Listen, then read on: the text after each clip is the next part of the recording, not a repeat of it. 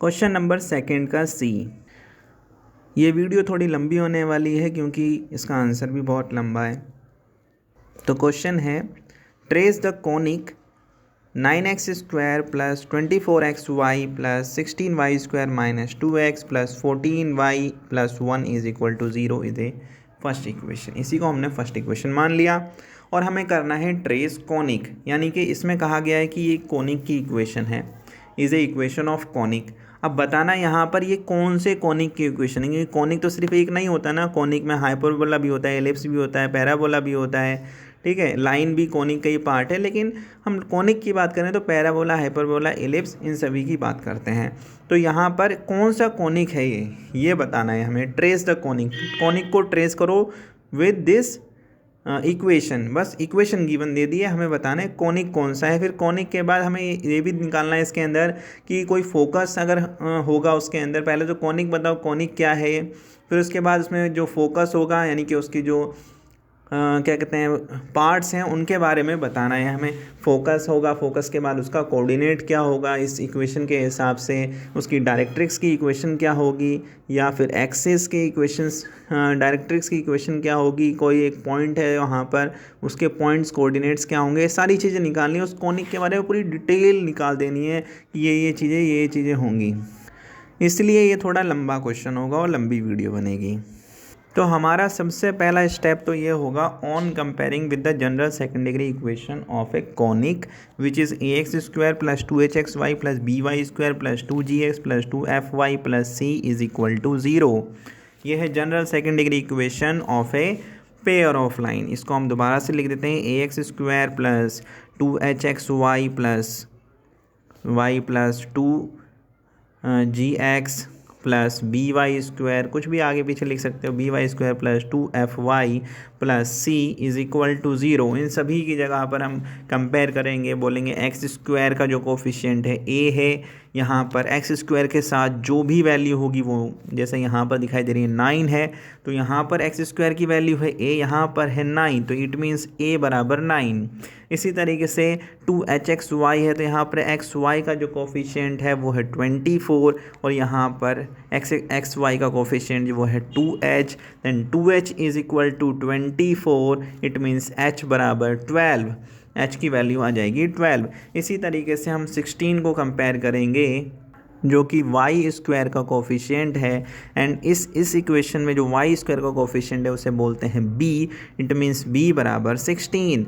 इसी तरीके से 2fy के बारे में बात की जाए तो यहाँ पे y का सिर्फ कोफिशिएंट है 14 एंड यहाँ पर y का कोफिशिएंट है 2f, it means 2f is equal to 14, it means f is equal to 7।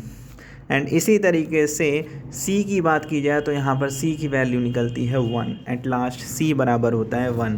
ऐसे हम a, h, b, c, g, h, f हर किसी की वैल्यूज़ को निकाल देंगे with comparison of the general second degree equation of a pair of line, and जो कि conic की इक्वेशन है, और वो क्या है ax² plus 2hxy plus by² plus 2gx plus 2fy plus c is equal to 0। इसे आप याद कर लें, रट लें, सीख लें, समझ लें और अच्छी तरीके से दिमाग में रखना चाहिए इक्वेशन, क्योंकि ये बहुत इंपॉर्टेंट इक्वेशन है और कहीं पर भी यूज़ हो जाती है। तो जैसा कि यहाँ पर हमारे पास सारी वैल्यूज़ लिखी हैं, a बराबर 9, h बराबर 12, b बराबर 16, g बराबर -1, f बराबर 7, c बराबर 1।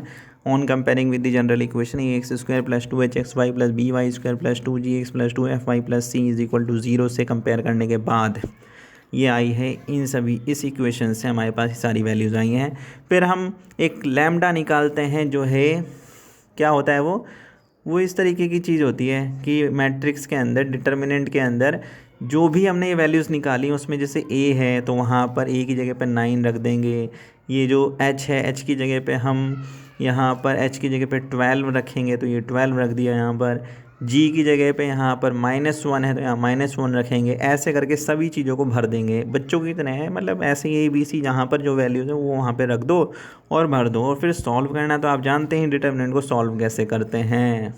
तो अगर आपको ये डिफ़िकल्ट लग रहा हो कि इस डिटर्मिनेंट डेल्टा की वैल्यू कैसे आई, तो बस कुछ नहीं, A B C ऐसे F G H F G H, बस ये याद करने का तरीका है सीधा ABC FGH FGH, ठीक है, तो ये याद करना बहुत आसान है। तो यहाँ पर डिटर्मिनेंट भी सॉल्व करके दिखा रखा है, जैसे कि 9 बाहर रखा, 16 माइनस 49 माइनस 12 12 प्लस 7 प्लस 1 -1 के बाद ये बाहर रह जाएगा, 12 और 7 मल्टीप्लाई होगा और -1 और 16 मल्टीप्लाई होगा, तो ये यहाँ पर 12 7 84 और 16 एकम 16 माइनस हो रहा था, माइनस माइनस प्लस, तो इसलिए प्लस 16 हो जाएगा।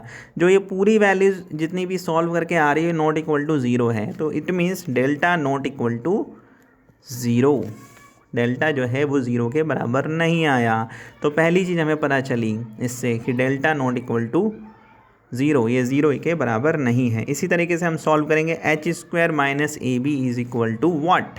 H square minus A B बराबर क्या है, तो जहाँ पर एच की वैल्यू है 12 तो उसका स्क्वायर कर देंगे और माइनस ए बी माइनस लगा दिया, ए की वैल्यू 9 और बी की वैल्यू 16, इट मीन्स -44 एंड यहाँ पे ये 144 ज़ीरो हो जाएगा, it means H square minus A B is equal to 0 आया। इन दोनों का मतलब क्या होता है आगे जानते हैं। तो अब हम इस क्वेश्चन की तरफ बढ़ते हैं, जैसा कि डेल बराबर not equal to 0 and H square minus A B equal to 0, या हम कहें एच स्क्वायर बराबर ए बी, क्योंकि 144 एच स्क्वायर है और 144 यहाँ पर ए बी भी है, तो हम यहाँ पे बोल सकते हैं एच स्क्वायर बराबर ए बी। तो इट मीन्स ये क्या है, ये कौन सा कॉनिक है, ये है parabola, it means it represent a parabola. तो इन दोनों चीज़ों से हमारे पास ये चीज़ तो आ गई कि ये इट रिप्रेजेंट है पैराबोला। कौन रिप्रेजेंट है पैराबोला, ये जो पहली इक्वेशन जो दे रखी है इक्वेशन नंबर 1, ये 9x square plus 24xy plus 16y square minus 2x plus 14y plus 1 is equal to 0 represent है पैराबोला। एंड ये जो सवाल था इसका आंसर आ चुका है, ट्रेस द कॉनिक। ये कॉनिक कौन सा है, ट्रेस करो, तो वो है पैराबोला। लेकिन कहानी क्या यहाँ पर ख़त्म हो जाती है, नहीं, बिल्कुल भी नहीं, कहानी यहाँ पर ख़त्म नहीं होती। अब इस पैराबोला के डायरेक्ट्रिक्स निकालो, फोकस निकालो और बहुत सारी चीज़ें हैं, वो सब निकाल कर पता चलेगा, तभी तो ट्रेस पूरा होगा। अभी तो सिर्फ हिडन नेम की वो कॉनिक कौन सा है वो पता चला है। तो अब आगे बढ़ते हैं, आगे क्या बोलता है ये, आगे बोलता है कि equation 1 can be written as 3x plus 4y का whole square is equal to 2x minus 14y and -1। क्या कहा गया है कि इक्वेशन 1 जो है वो मैं इस तरीके से लिख सकता हूँ जी, इस बोल तो सही रहे कि ये 9x square plus 24xy plus 16y square, इसको मैं लिख सकता हूँ 3x प्लस 4y का whole square and is equal to जो भी यहाँ पे बचा है -2x है तो यहाँ हो जाता है +2x, और फिर यहाँ +14 है, यहाँ हो जाता है -14y एंड यहाँ पे +1 है तो यहाँ बचता है -1। तो ये चीज़ तो यहाँ पर नीचे लिखी हुई है, जो इस इक्वेशन को हम ऐसे लिख सकते हैं, बिल्कुल सही बात है, ये ऐसे ही लिखा है, ये हम ऐसे लिख सकते हैं 3x प्लस 4y का whole square is equal to 2x minus 14y -1। Now अब हम करेंगे इसके अंदर खेल। कैसा खेल, introducing a new constant lambda. हम यहाँ पर एक लैम्डा, एक नया कांस्टेंट इंट्रोड्यूस करेंगे in the above equation we get. जो अबव इक्वेशन जो कि इक्वेशन 1 को ही हमने फॉर्म किया है, वहाँ पर लैम्डा को इंट्रोड्यूस करेंगे। कैसे करेंगे देखो, यहाँ पर कैसे करेंगे, 3x प्लस 4y है तो यहाँ पर प्लस लैम्डा का स्क्वायर कर देंगे, और साथ में हमारे पास क्या आएगा, minus lambda square minus 2 lambda 3x plus 4y is equal to 2x minus 14y -1। ये तो ठीक है कि ये चीज़ हमने यहाँ से उठा के लगा दी, ठीक है, और यहाँ पर 3x प्लस 4y है, इसमें प्लस लैम्डा स्क्वायर करने की वजह से हमारे पास ये चीज़ आ गई। और ये चीज़ कैसे आ गई, ये कौन सी गड़बड़ कर दी, ये बिल्कुल भी गड़बड़ नहीं करी है। प्लस लैम्डा स्क्वायर को ऐड करने की वजह से बाहर एक्स्ट्रा वेरिएबल्स आए हैं, और वो कैसे आए हैं अगर आपको जानना है तो कीजिए कमेंट और फिर पूछिए, इसका मैं आपको सॉल्यूशन ज़रूर बताऊंगा कि ये ऐसा कैसे हुआ कि 3x प्लस 4y का होल स्क्वायर में प्लस लैम्डा स्क्वायर जब कर दिया तो ये चीज़ क्यों आई। ठीक है, ये आप कमेंट में पूछिए, अगर आता है तो फिर आगे कंटिन्यू करते हैं, फिर आगे बढ़ते हैं। इसकी थोड़ी हिंट दे देता हूँ मैं, हिंट है a प्लस बी प्लस सी का होल स्क्वायर, ये फॉर्मूला यूज़ हुआ है यहाँ पर। तो अब आगे बढ़ते हैं, 3x plus 4y plus lambda का स्क्वायर है, और ये सारी चीज़ें जितनी भी मैं यहाँ पर लेके आया हूँ वो राइट साइड में ले जाऊँगा, तो ये सब इसमें ऐसे पहुँच जाएंगी। 3x plus 4y plus lambda का होल स्क्वायर, यहाँ पे मैंने 2x कॉमन ले लिया तो 3 लैम्डा प्लस 1 बचा, 2y कॉमन ले लिया 4 लैम्डा माइनस 7 बचा और प्लस लैम्डा स्क्वायर माइनस 1 बचा। अब इसके बाद आगे बढ़ते हैं, आगे फिर उसके बाद 3x plus 4y plus lambda का होल स्क्वायर लेफ़्ट साइड में यही चलता रहेगा और यहाँ पर जो 2x है, x जो है बस कुछ नहीं यहाँ से उठा के यहाँ पे रख दिया है, यहाँ पर था यहाँ पे कर दिया है। इसी तरीके से यहाँ पर 2 इंटू में 4 लैम्डा माइनस 7 वाई इस तरफ कर दिया है, इक्वेशन नंबर 2 लिख दी। तो choose lambda such that, lambda कुछ इस तरीके से चूज़ करेंगे। कैसे? सबसे पहले तो 3x plus 4y plus lambda is equal to 0 कर देंगे। फिर दूसरी बात ये जो यानी कि राइट साइड वाला हिस्सा equal to 0 and left side वाला हिस्सा इक्वल टू 0, ऐसे करके सॉल्व करेंगे और लैम्डा की वैल्यू निकालेंगे। अब जैसा कि इक्वेशन नंबर 3 और इक्वेशन नंबर 4 ये दो चीज़ें हमारे पास आई हैं, ये और ये दोनों राइट एंगल पर हैं, आर एट राइट एंगल। और जब दो इक्वेशन राइट एंगल पे होती हैं तो स्लोप उन दोनों का स्लोप का प्रोडक्ट जो होता है वो इक्वल टू -1 के बराबर होता है अगर दो इक्वेशंस राइट एंगल पर हैं तो। यानी उन दोनों के बीच का एंगल 90 डिग्री है तो उन दोनों के स्लोप्स का प्रोडक्ट -1 के बराबर। और अगर वो दोनों लाइंस यानी वो दोनों इक्वेशंस जो हैं पैरेलल हैं तो इट मीन्स उन दोनों का स्लोप्स इक्वल होंगे। तो यहाँ पर जो है वो राइट एंगल पे है, इसलिए इन दोनों के स्लोप्स की जो प्रोडक्ट है वो -1 के बराबर है। और स्लोप का मतलब क्या होता है? स्लोप का मतलब होता है, जैसे हम पुरानी क्लासेस में पिछली क्लासेस में पढ़ चुके हैं, अगर कोई इक्वेशन है तो उसमें -a/b is equal to m is a slope. तो वही काम हो रहा है यहाँ पर कि ये जो है ये वाली इक्वेशन नंबर 3, तो यहाँ पर होगा -3/4 -3/4 यानी कि -3/4 इनटू में ये जो इसका स्लोप है ये है a, तो यहाँ पर माइनस में रख देंगे इसको, और ये है b, तो 4 lambda minus 7 is equal to -1।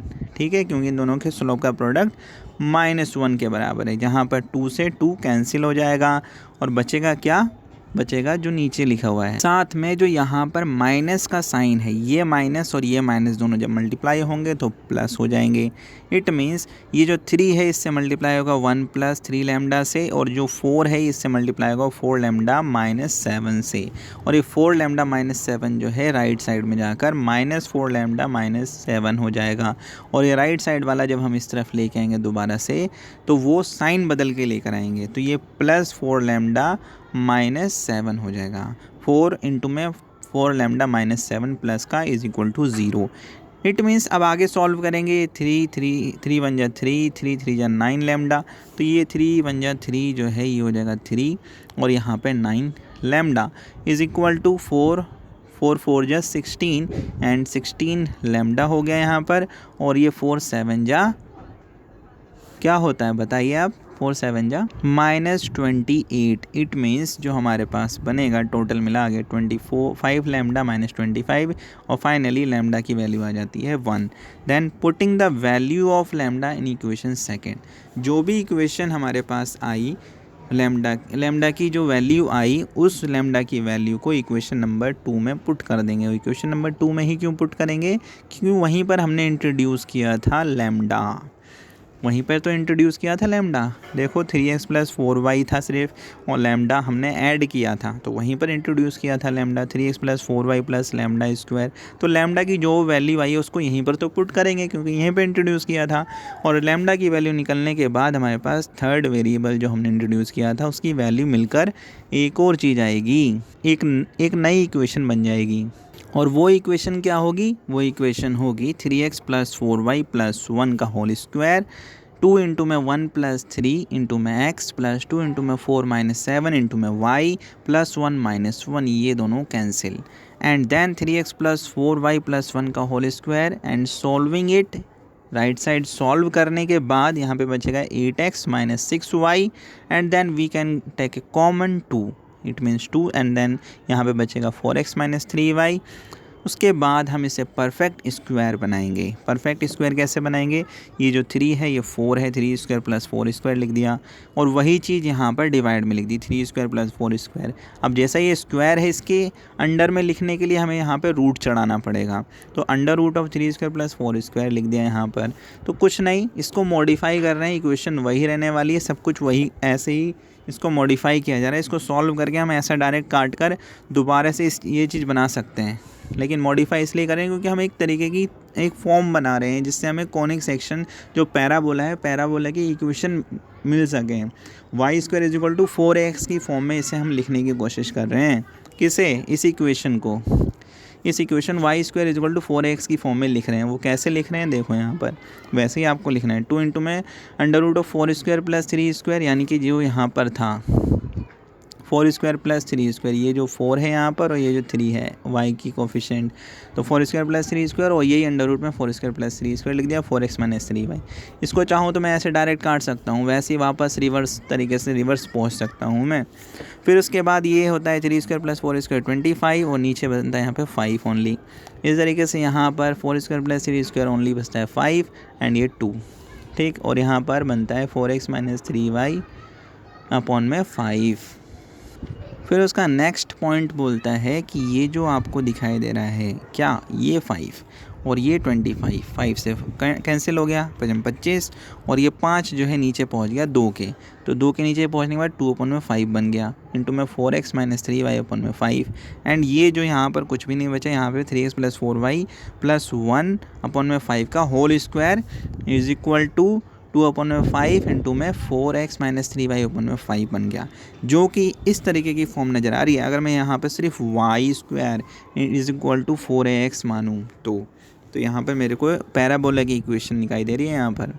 तो this is a form of y square is equal to 4x, this is of the form of y square is equal to 4x, then we can put y is equal to 3x plus 4y plus 1 upon में 5, ये लिख दिया हमने y is equal to, क्योंकि ये y is equal to ले सकता हूँ मैं यहाँ पर, y is equal to this and 4ax is equal to, ये लिख सकता हूँ 2 अपॉन में 5 इंटू में 4x माइनस 3y अपॉन में 5, देन 4a बराबर 2 अपॉन में 5 and x is equal to 4x minus 3y upon में 5।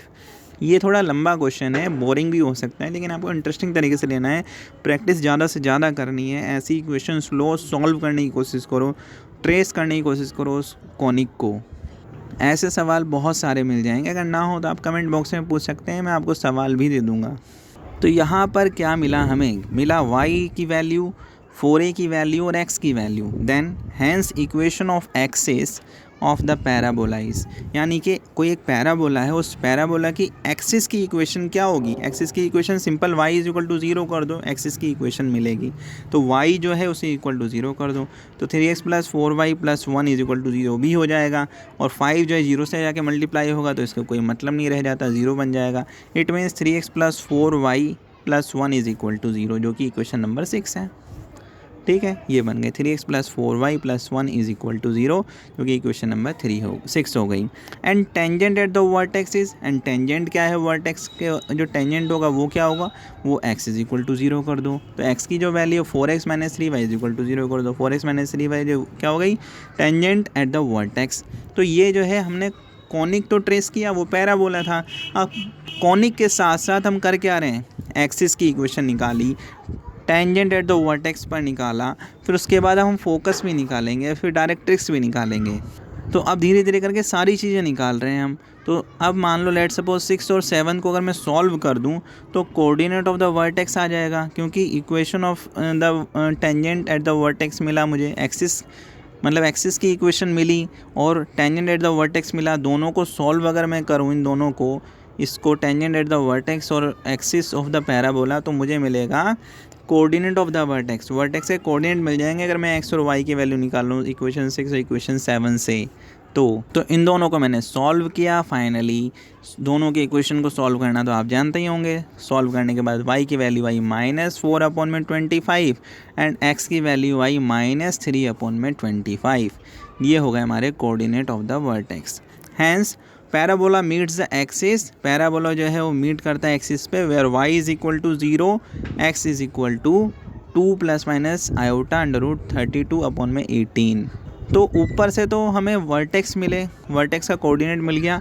अब हम आगे क्या करने वाले हैं, आगे करने वाले हैं जो पैराबोला एक्सिस पर जो मीट कर रहा है उस जगह पर एक्स की वैल्यू क्या होगी जब वाई की वैल्यू 0 होगी। यानी कि कोई पैराबोला है, ठीक है, मान लो लेट सपोज ये पैराबोला है, तो मान लो लेट सपोज कि वो वाई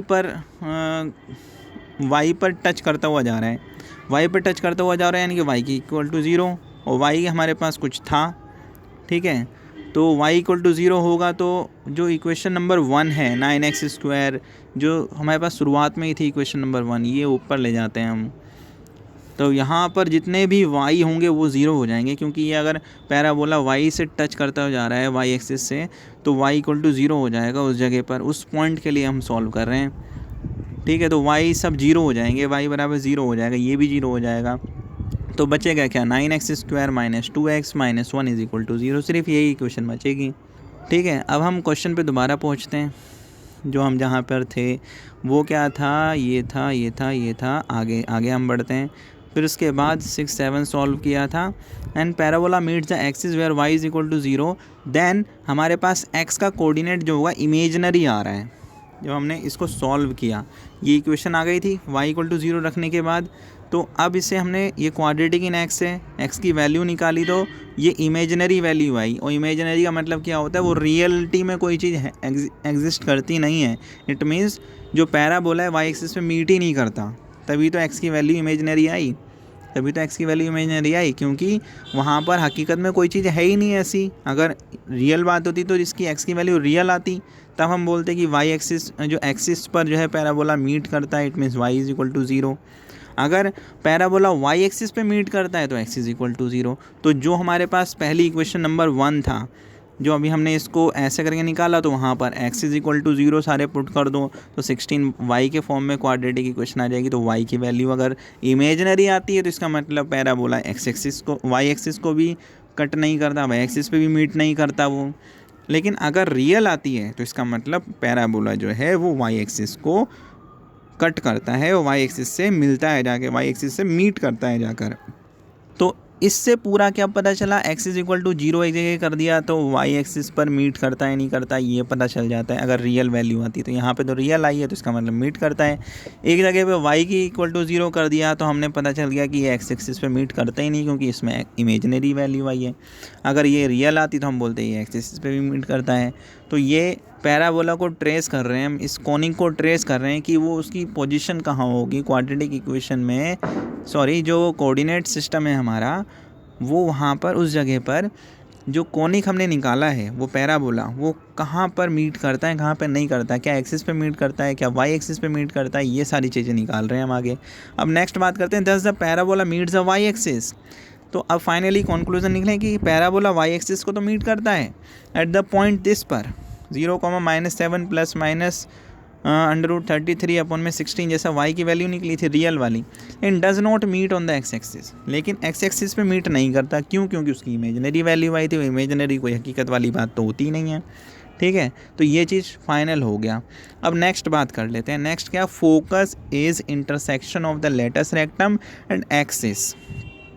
अब हम पैराबोला के फोकस की तरफ बढ़ते हैं कि फोकस कैसे निकाला जाएगा। कोई पैराबोला है उसका फोकस कैसे निकलेगा। फोकस क्या होता है, फोकस होता है कि अगर मान लो मैं उस एक्सिस से, जो एक्सिस था जब मैंने y इक्वल टू 0 रखा था, तब एक्सिस जो था और जो लेटस रेक्टम है, अगर उन दोनों के इंटरसेक्शन को मैं निकाल दूं, क्योंकि पैराबोला होता क्या है, पैराबोला ऐसा होता है, ठीक है, और उसका फोकस क्या होता है, ये फोकस ये रहा भाई, और फोकस से पास होने के बाद लेटस रेक्टम। तो मैं एक्सिस मेरे को मिल जाए, ये एक्सिस है एक्स एक्सिस, ठीक है, और लेटस रेक्टम मुझे मिल जाए, वो लेटस रेक्टम, मान लो लेटस रेक्टम, ठीक है। तो मैं इस लेटस रेक्टम और एक्सिस, एक्स एक्सिस या मैं बोलूँ एक्सिस ओनली, इन दोनों को मैं सॉल्व कर दूं तो मेरे पास क्या आएगा, इंटरसेक्शन।